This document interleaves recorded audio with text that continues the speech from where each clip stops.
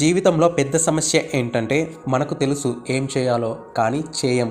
ఉదయం లేచినప్పుడు మనకు తెలుస్తుంది ఈరోజు పని చేయాలి, ఎక్సర్సైజ్ చేయాలి, నేర్చుకోవాలి, ఫ్యూచర్ గురించి ఆలోచించాలి. కానీ అదే రోజు చివరికి వచ్చేసరికి మనం చేసినది ఏముంటుంది? మొబైల్ స్క్రోల్ చేయడం, టైంపాస్ చేయడం, రేపు చేద్దాం అని మనల్ని మనమే మోసం చేసుకోవడం.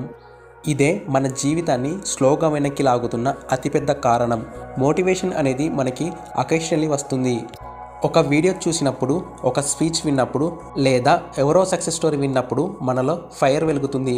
నాకు కూడా చేయాలి అని అనిపిస్తుంది. కానీ ఆ మోటివేషన్ ఎక్కువసేపు నిలవదు.